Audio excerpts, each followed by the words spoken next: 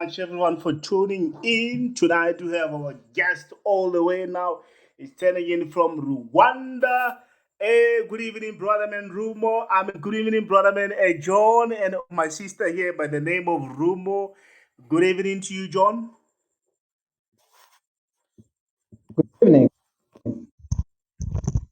I hope you can hear me. Can you hear me? We can hear you, sir. We can hear you loud and clear.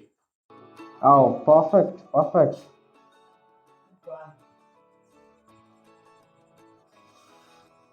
Yes, John. Good evening to you. Please introduce yourself to the house. Yeah, thank you, Ali, for having me today. Yeah, as you mentioned, joining in from Rwanda. I'm visiting Rwanda for the next one or 2 months to explore, and glad to be here. My name is John, and I'm the founder and CEO at Residence Technologies, a company that is trying to connect Africa to make sure that we have a digitized Africa.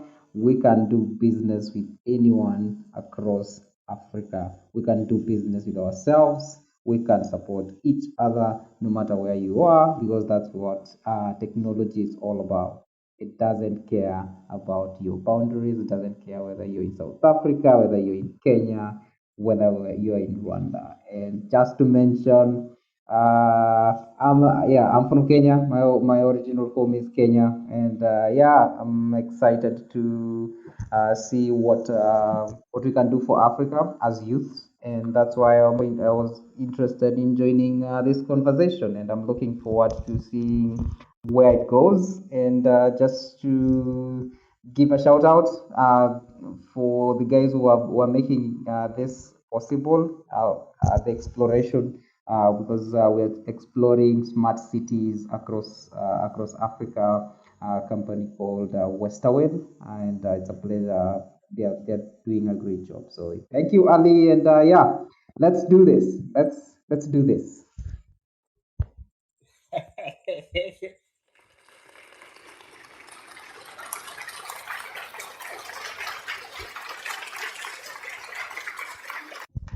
That's the one and only. That's the one and only John Cora.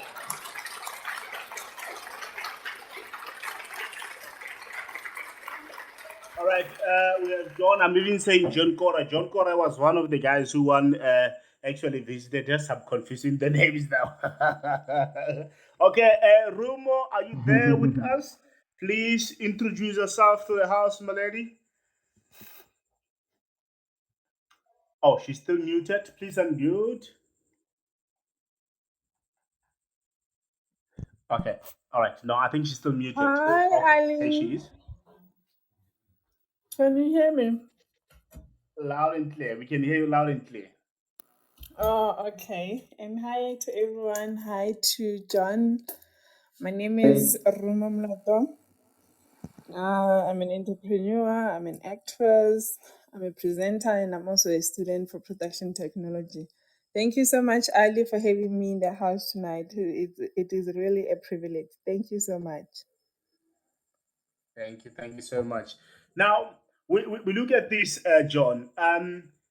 Everyone is saying yeah. that they want to see Africa, sitting into these things of smart city where everything is happening, it's becoming simple because most people that are outside of Africa, they keep on saying that, Africa, a lot of things are still happening like back to those days. Nothing is smart in Africa. They are saying that in Africa, well, someone sitting from somewhere say in Africa, they're still using the old method and all these things. Before we go far, let's talk about the name residential technologies. Somebody's confused here. What is happening? Residential technologies. Now, what's going on here? Explain the name to us. Why residential technologies and what does residential technologies do? Well, the name is just self-explanatory. Residential residence. That's it's way familiar to you and everyone, because that's where you live. What's your residence? If I ask you what's your residence, you know, out need would you just go out, or like that's where I live. So that it's just self-explanatory. And what we are trying to build is we are trying to digitize how you share your home address, because at the end of the day we do not have we do not have efficient addressing systems, where, as you know, as citizens, as locals, anytime you shop online, you can just drop me an address, because currently we've been relying on Google Maps to share our home addresses and whatnot. But now Google Maps, as it has proved to that even when you drop me a pin location, Google Maps doesn't have your residential address. It doesn't have that because you've not uploaded it on Google Maps, and you're not supposed to upload it on Google Maps, because that's a public platform, and Google Maps works best for countries that have efficient addressing systems. And Africa, we do not have that, and we've had a challenge where, especially for businesses, they just can't scale, because they have to first of all, they have to share their customers' phone number with delivery personnel, so that they can call you. You give them extra information about your address, and it becomes a very complicated thing, because now at some level it eliminates Google Maps, and it eliminates it for some reason anyway. But now that's what we are trying to solve. Actually, the whole system is being built or leveraged from Google Maps. What we are doing is, because as Africans we've developed our own ways of sharing our residential addresses, because when you call me, when I'm in Johannesburg, and you tell me you live at a certain street, at 14th Street, maybe you have a house number, and then you tell me next opposite to the green gate, or next to the garage, and you can give me all that information prior to me landing on Johannesburg, and I don't have to call you in case you're in a meeting, in case you are having another appointment. I can get all that information instantly. With the second I land in Johannesburg, I can get if I'm picking up a rider, right? If I'm picking up a rider or a taxi, I can just show them, hey, this is this is the address that I'm going to. And since I'm new to Johannesburg, I don't need to explain myself that much. I just need to show them that address, and you can write it in your local language that the riders can understand, the taxi drivers can understand. Because actually, for an example, for my visit here in Rwanda, I've realized that Rwandans speak Kinyarwanda, which is not English, it's not French, right? And if for me, I don't speak Kinyarwanda, I don't speak French, I only speak English and Swahili, right? So, and especially for on the ground for the riders, the taxi drivers, those are not well educated people, and we still need to include them. We need to give them employment, because just because they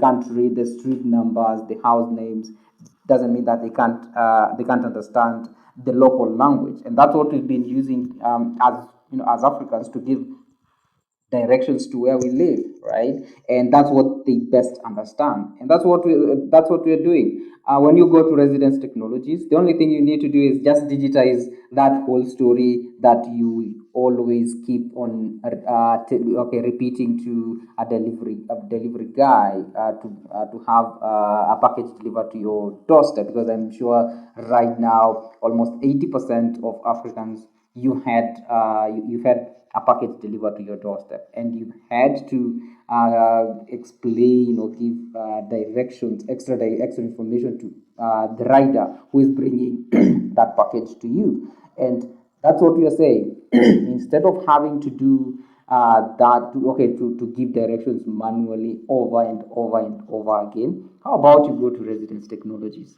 digitize that whole story, and the system will generate a pin location, just like Google Maps, Anytime you want to shop online, just drop me that pin location. I'll get the same story. You do not have to repeat the story over and over again. If you have an appointment, go about with your appointment, and you'll find your package at your doorstep. Easy peasy. Because at the end of the day, why can't we have a seamless shopping experience just like the rest of the world? And I believe that that's how we are going to connect, to connect Africa and build the e-commerce market, which I believe as youths, it's creating a lot of employment for the youth. So yeah, that's basically an overview of what residence technologies is all about.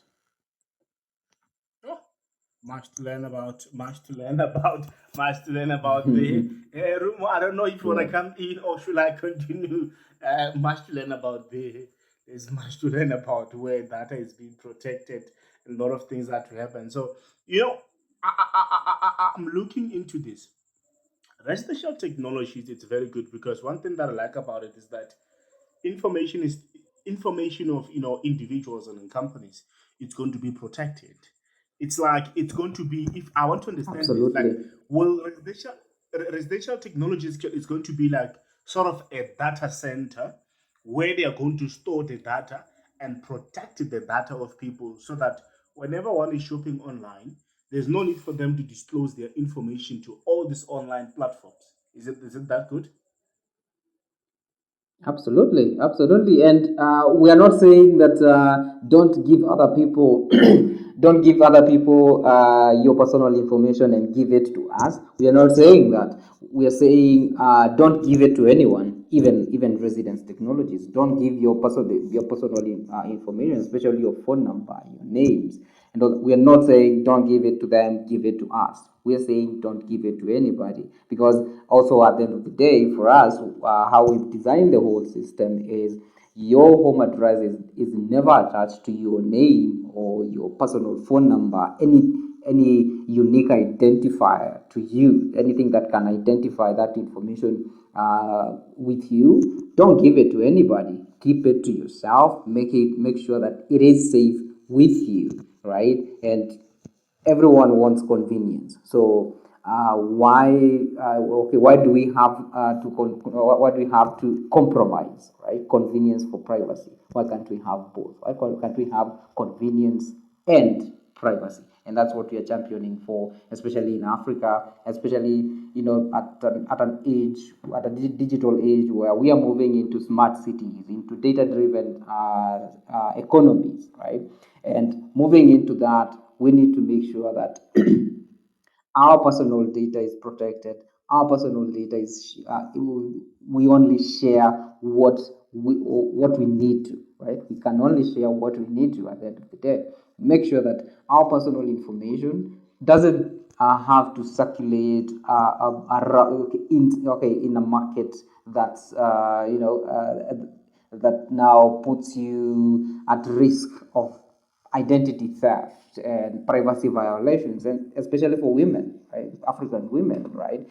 Because now, if your personal information is circulating in the market with anyone who you don't even know, then now, and especially, yeah, like today, with just your personal phone number, I can create a profile with you, because if you're on social media, I'll profile you on there, and I'll get your photos, and I already have your name with your phone number, and then easy. I'll create an identity of you. I'll start maybe trolling you on Twitter, which it's really famous. It's famous, really famous for trolling. So yeah, you'll realize that you're trolling yourself. Someone is posting, very sensitive information about you, and they're saying that it's you. So we just need to take control over our personal data going into the future.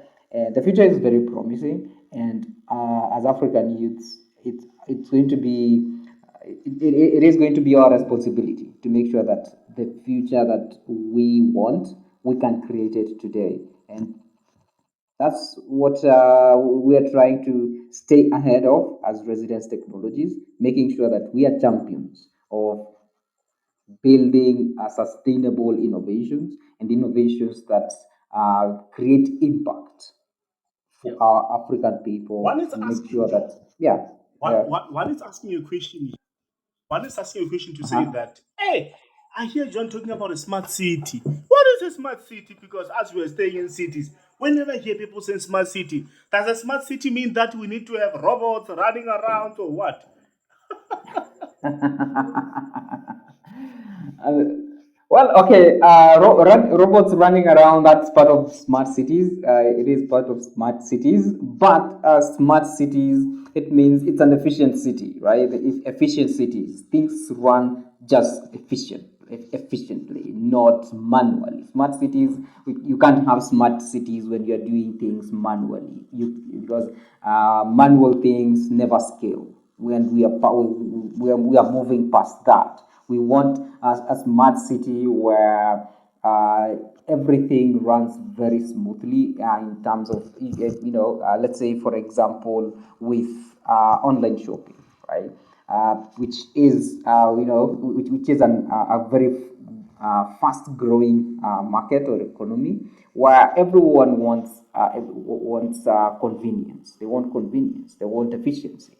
And in smart cities, if we are going to achieve smart cities in Africa, we can't have because yeah, we can't have things moving manually to some extent, because especially when it comes to logistics, our logistics in Africa is very chaotic, it's very hectic, it's very complicated also, and that is evident by the startups that have been trying to establish themselves in Africa, that are embedded on logistics, and they come in here and they find that, whoa, it's bad than it's worse than they thought it was, right? And it's yeah, and we need to innovate in the space of logistics, last mile logistics, to make sure that things can move very smoothly, right? Because right now, you can go online, you can browse some products, that's very smooth. But then when it comes now to logistics, the logistics themselves, even businesses can attest to this. Logistics in Africa, it's just on another level. It's complicated and it's expensive. Actually, I just read an article from the World Bank saying that logistics account for 35% of our final cost of goods, right? And do you know what's the average? What was the global average? 13%, 1 3, 1 3. So if you are paying for, maybe if you're paying for a pen for $3, you're buying a pen at $3. 35% of that is because of logistics, right? It's because of logistics, right? And it's just not sustainable for Africa, and that's why it doesn't translate to smart cities at the end of the day. If we don't get the logistics aspect right, Africa is still going to be left behind. We just need to solve the logistics. We just need to make logistics very easy, and that's part of what we are doing, right? Because if you can just buy something and just click, yeah, have a few clicks online, and boom, your package is delivered to your doorstep. No one had to call you. No one had to get lost to come to where you are. No one had to spend more fuel than they expected to come to your home address. No one had to get references or go back and forth because they just don't know where you live. Then that would be sustainable, and we'd be able to do more business with each other across Africa. If I can be able to send a package from Kenya to Rwanda, and from Rwanda to South Africa, easy peasy, no, okay, no, without any incurring so many expenses, then yeah, why not, right? That's sustainable. That's a smart city. That's a smart Africa. And that's basically what we need, right? Let's let because at the end of the day, if we do not improve the efficiency of our logistics in Africa, it's never going to happen. It's never going to happen. We're never going to have smart cities that we want to have. the developed countries have, and the smart cities is just the way okay, it is the future anyway. It is the future, and I'm glad you brought up the smart cities, because actually I'm in Rwanda, courtesy of smart cities program, sponsored by a startup supporting organization called Westerwell, based here in Kigali, and they are doing a good job. They're doing a good job. Yeah, so I think it's time. It is time that we started uh, talking about smart cities and working towards achieving smart cities across Africa. Because if we don't, then we'll still be the shithole countries that we that we've been called time and again, right? Yeah, because if we can achieve smart cities, then I think we'll get out of the shithole countries and upgrade a bit. So yeah. Really makes sense, man. It's quite interesting to hear that such things are coming from Africa. And I don't know, before I add a bit, Rumo, are you still there with us? Hi, Adi. I'm here. I'm listening, and I'm so excited that the future looks so bright. And I'm just here wondering if Residence Technologies they do have an app. Maybe I can download it as soon as possible after this meeting. It sounds so awesome. Okay, we built our web application. We've not built an app. It's a web application. So just search Residence Technologies and you're good to go. Actually, the reason why we decided not to build a mobile application is so that we can remove the barrier to maybe people who actually don't have smartphones but they have access to internet, because even with the current feature phones, they have access to internet. They can still access that system. Once you register your address, they can still access that information. So, and now that covers the local people, the delivery personnel, the riders themselves, because maybe they don't have they only own a feature phone. Yes, they have access to internet, but they've not yet upgraded to a smartphone. They still can access that data. They can still see your address. You can share that address with them. So you just search Residence Technologies and you're good to go. Just sign up and you're going to be able to register your home address privately, actually, because when you register that address, only you can be able to share that address. That's how awesome it is. Only you can be able to share that address, and when you share it, it also doesn't say, oh, this belongs to so and so. Just check it out. You can use it in South Africa. Okay, right now I don't think you can use it in South Africa because we've not added South Africa in our database yet. But it will be available in the coming months, I'm sure. So look it up. But just first of all, just look it up, and then just find out what you're really doing. Yeah. Wow, it sounds so interesting. After this, I'm definitely going to check it out. Please prioritize us, the South Africans, as well, please. You're next on the list after Rwanda. You're next on the list of after Rwanda, because we've just moved into Rwanda, trying to Okay. explore whether it's a viable market, and then we give access to Rwandan people to access the system, and then I'm sure you're next in line. I'll have a chat with my team and make sure that we move to South Africa as soon as possible, ASAP. So. I'm excited. I'm excited too. I'm excited. I am also excited. Hearing all of this, it just makes us see that the future of Africa is looking bright. So, what's the Absolutely. motivation behind? What really inspired you to come with this initiative? Because sometimes you just think of an initiative, but it's just not easy to start it. But here you are, you had initiative, you implemented the stages and everything until now. What was the motivation behind? The motivation was to protect my little sister. That's where it all came from. Because for me, my background actually, it's going to shock you. I'm a medical doctor, and when back in when COVID hit, right, during COVID-19, there was the lockdown, and then it happened that I ordered a pizza for my little sister, and the pizza was delivered, which is good, which is cool. It was delivered, but then after that, the delivery personnel was given her personal phone number. She was 13 years at the time, right?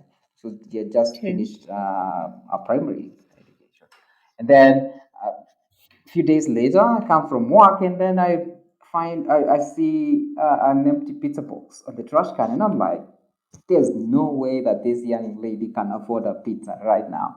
She's broke as hell. And then Mm. I pressure her just to find out who really bought the pizza. And then, to my surprise, it was the delivery person who bought the pizza, and now he was Mm. pressuring her into meeting up because he just bought a pizza, which really is unfair, and that made me feel like that's not how you're supposed to do business in Africa. I Mm. do I should is it okay? How do I say it? It just confused me a lot. It just made me feel like this this could have escalated to a very dangerous, or something that is irreversible, because maybe I didn't see the pizza box, right? Maybe I didn't see it. Maybe Mm. she hid it, right? And then Mm. after maybe a month or two, she's pregnant. Then what? I'll still find out, right? That it she's not going. First of all, she's not going to continue with that education, right? Mm. And I Yes. was like, okay, there's a lot that can go wrong with this, Mm. and I just couldn't stomach it. I just couldn't sit back and maybe say, ah, it won't happen again. It won't happen to my sister. Maybe it will Mm. happen to some, not to my sister, right? But Mm. even if it doesn't happen to my sister, it's going to happen to someone's sister and someone's daughter. Oh, Yes. maybe to my daughter. So if I sit back and say, let me just hope that it doesn't happen to me, that's not okay. I'm not helping anyone, not even myself. I'm Mm. still at risk. So I decided, you know what, let me try and do something about it, because why not, right? And that's where it all started. I started trying to see how can I shop online. I'm a huge online shopper myself, because anyway I Mm. didn't have much time. Being a medic, I didn't have much time, right? So I decided, let me try and find a way where I can shop online, but I don't have to share my personal phone number with or the businesses don't have to share my personal phone number with the delivery personnel. And I just went to work. At that time, I did not know how to build software or to write code and all software Mm. engineer. I did not know anything like that. But yeah, that I think that's what makes an entrepreneur anyway. So I just ventured into the unknown, started working from the ground up. But technology had always been close to my heart. So I started doing something about it, doing it, just researching, seeing, looking around what's available and what's not available. And then that's when I realized that across Africa, there's no country that has an addressing system, right?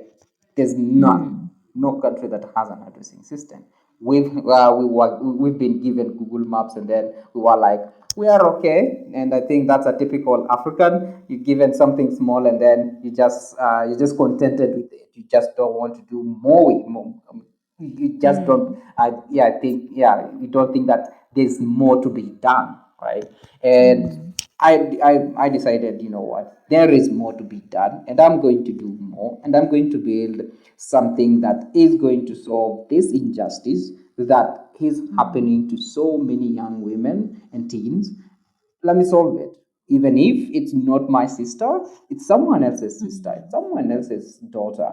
Why not help them out? And let's build a safer Africa, a safer community where, you know, we can shop online as Africans without any compromise on our privacy, right? Without no compromise proper, and that's where I decided, let me come up with a smart addressing system that also doesn't care about boundaries, because the traditional addresses, they depend on boundaries. They depend on the Kenyan boundary. They depend on Kenyan streets. They depend on South African, streets and geographies and all that. I wanted to build something that can cut across the continent and make sure that anyone can use it anywhere across Africa, or even from across the world.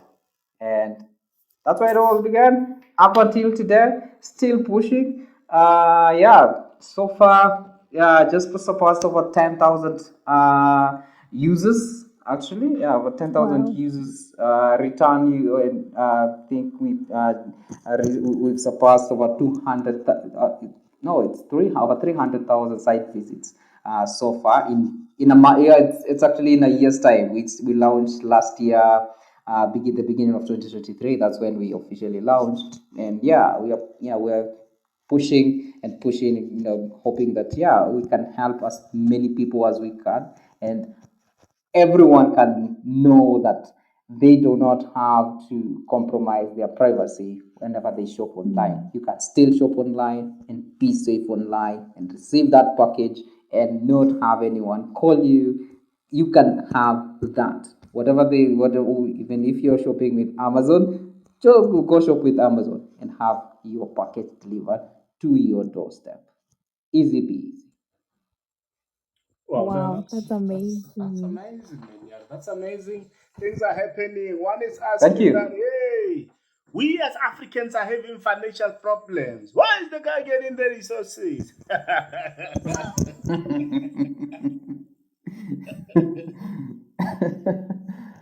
Well, okay. I think we do tend to complain about a lot about resources, about money. Just because you don't have money, you feel like you can't do much.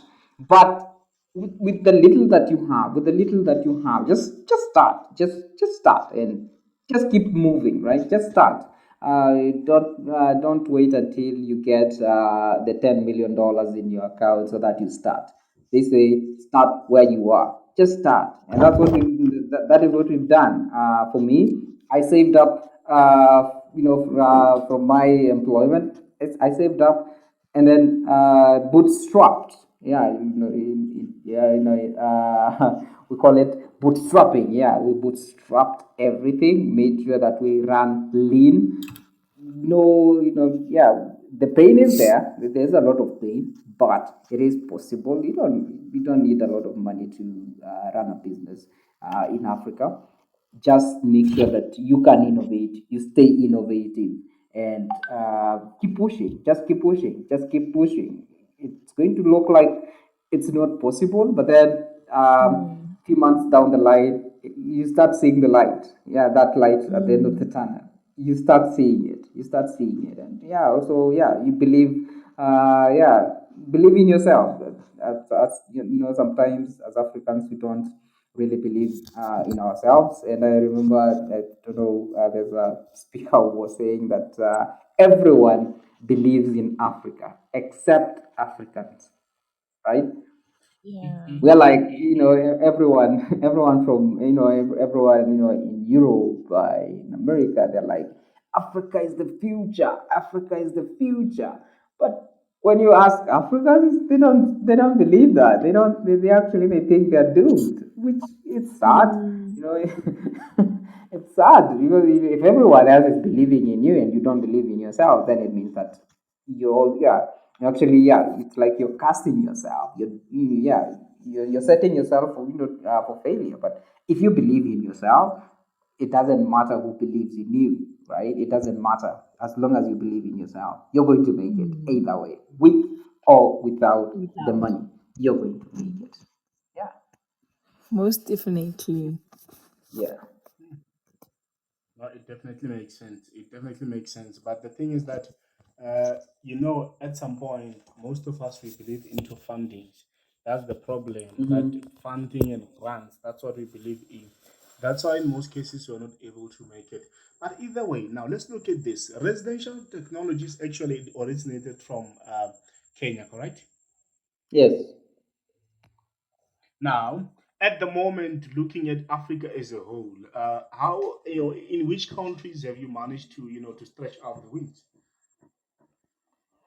Rwanda is the first one. Rwanda is the first, is the first country to stretch our leg into, because Africa is so diverse. Africa is so diverse, and and also the idea that each and every country more or less speaks a different language, it makes it more difficult, right? It makes it more difficult because as South Africans, you have a way, you have your own unique culture that is not the same as Kenyans. So us coming to South Africa, we'd have to come to South Africa, try to understand how do South Africans live, how can we curate our solution to make sure that it also respects South Africans. And that is also it makes it a little bit difficult. It's a challenge, but we are determined to make sure that we can go into every country in Africa. So we've started with Rwanda. As I said, it has also been how do I say, moving into Rwanda has been speed up by uh, the Smart Cities program under the Westerwell organization, which give us an opening to come here, establish how do Rwandans live, and also establish their culture and all that, and make sure that when we're introducing our technology to Rwanda, it does respect the cultural and the culture and habits of Rwandans. So Rwanda is the first country to move into, and because first of all, I think during we had a chat with a conversation with you early last year, and you remember I was saying that we are a bit more focused on making it work in Kenya, and then now trying to move out to the rest of Africa. So, and it is working. It has been working. So, I believe it's time. It's time to try and introduce the technology to other Africans and make sure that we can improve. We can improve life. We can improve lives and also create employment for the youth. Right? Let's create employment because as entrepreneurs, we have to. We have as entrepreneurs we have to create employment for our fellow youths, and because that's how we build a sustainable community, a sustainable society. And who best to provide employment for Africans if it's not Africans? Who best, right? So that's what we're trying to do, and also empower the youth, empower women, empower small businesses to scale very quickly by simplifying last mile logistics with a smart addressing system.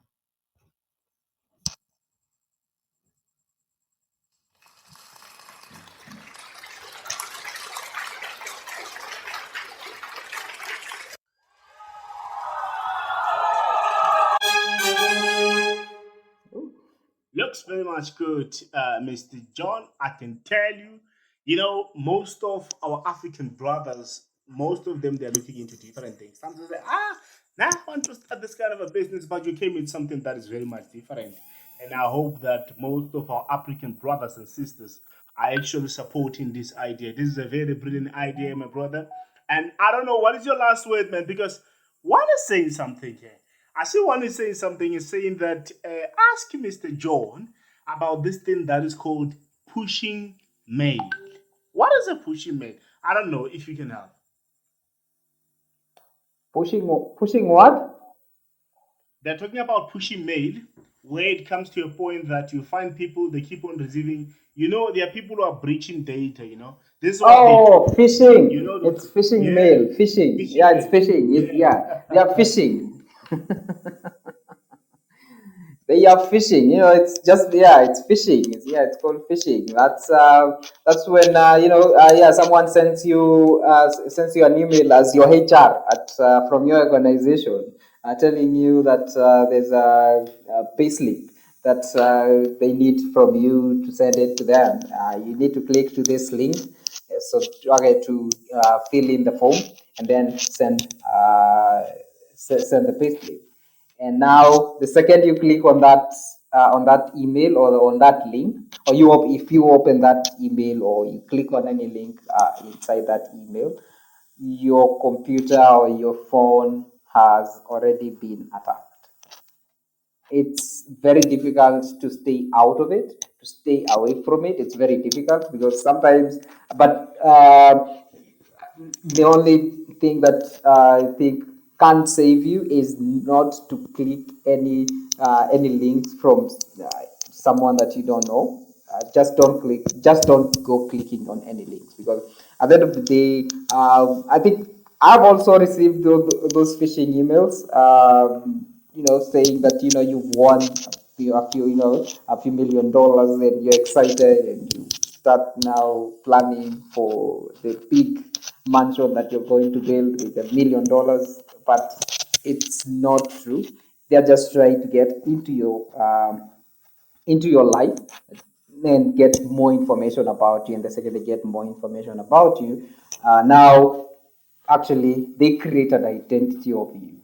So just don't click on any links. That's the best way to stay out of it. To stay out of there's I don't know, maybe someone will come up with an innovation to stop that. I hope so. To stop the phishing emails from coming to you. I hope someone comes up with that, because it is really a nuisance. It is really a nuisance, and right now data is the new gold. Data is the new gold, and everyone is fishing for data. Everyone is in the ocean of the internet is driven by data. So everyone is with a hook trying to fish, and hoping to get some valuable data out of you. So just staying ahead of the curve and making sure that first of all, your internet, your internet is secure. When you're surfing online, make sure your internet is secure. It also helps to stop the phishing emails and whatnot. And yeah, I think going forward, we just need to stay vigilant and just make sure that you are up to date when it comes to what kind of messages are going around on phishing emails, because they tend to be the same. I'm sure you're aware about the Nigerian prince who has some money and they want to give it to you and all that. I don't know whether you've heard about that, that you've seen that email. Yeah, the Nigerian prince. So it's the stories kind of are the same, are similar when it comes to phishing emails. So just staying vigilant about them will help. Yeah. Not a problem, brother man. Not a problem. I see that we had the boss lady here, Kate, that wanted to come in. I don't know what could be the problem. She's not winning. I can see that she can only text and she can only hear. Boss lady, all of you to be able to be on studio, click where it say call in, and then from there we're gonna accept you. Then from there, that's when you'll be able to speak. Yeah, brother man, we have touched into a lot of things. Now, when we are about to wrap up, what is your advice looking into all the African people, looking into how things are changing at the moment, as we see people that are coming from outside of Africa, they're trying to come in, but virtually scamming people, doing a lot of things. What is your advice, general, looking into our African sisters and brothers? What I can say is let's believe in each other. Let's believe in each other. Let's support each other. Let's not believe that we are weak, because as Africans, we can do things for ourselves, on ourselves. And if we can believe that we can solve our problems, if Ali, you can believe that I can solve your problem. If Rumo, you can believe that I can solve your problem, and I can believe that you can solve my problem, then that will go a long way, as opposed to you looking down at me looking down at you, and then saying, let the foreigner come and solve my problem. I don't want an African solving my problem. An African, a foreigner will never understand your pain. They'll never understand your pain. They'll try to give you a painkiller, and they'll never solve your problem. But an African has been through in your shoes, right? Has been in your shoes, and probably is still in your shoes, and is still and is trying to get both of you out of the sinking boat. So the best, the most you can do is just believe in them. Just believe in them, and just support them. Just support them. Because we tend to believe, we tend to support more foreigner. We tend to give our support to foreigners than we give to our, to our people. And it's time to change if we are going to have a place at the global stage. We need to support ourselves. We need support to support each other, because looking back, I'm sure we are all aware, during COVID-19, when everything was locked down, uh, we couldn't even export. We couldn't even export our goods to Europe or to America. And then, because we are used to only sending our goods to them, and they also couldn't, they also actually stopped sending anything to us, and we didn't have that much lockdown on our end, but we couldn't do business, right? We couldn't do business, and we didn't have that. We weren't affected that much by the COVID. We weren't affected that much, but we were told we don't want anything coming from you until until COVID is eradicated. Just stop bringing things to us. And then we have not built a local consumerism system where we can depend on ourselves no matter what. And our economies were very shaky. We were very shaken during that time. So all I can say is let's believe in each other as brothers and sisters. Let's support each other as brothers and sisters, because we only have got each other. This is our home. We're never going to yeah, no matter where we go, no matter where we go, this is our home. This is where we come from. And even if we try to escape, we'll still come back. And if we don't try to get ourselves out of the shithole, you'll go out and you'll come back to the shithole that you left. Thank you. Not a problem, Jordan, not a problem. Thank you so much for taking your time. We know that at the moment you are in Rwanda, and we thank you so much for taking your time. Rumo, just the last word before I say goodbye to John. Do you have anything to say? Rumo, are Hi, you there? I'm here. I'm here. All I want to say is that thank you so much, John, for bringing this initiative to life. It's actually inspiring, and what I've learned today from you is that it doesn't matter how big the dream is.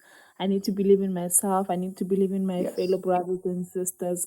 So thank you so much. You've just awakened something inside of me, the inspiration. So thank you so Great. much. Have yourself a restful evening. Back to you, Ali. All right, no, thank you so much. Thank you so much, Rune. Thank you so much, the post lady. And we also thank everyone that have been joining the show. We say kudus, asante, say karibu, say John. Thank you so much, my brother. Thank you for having me. Thank you for having me, and enjoy your evening too, everyone. Thank you. As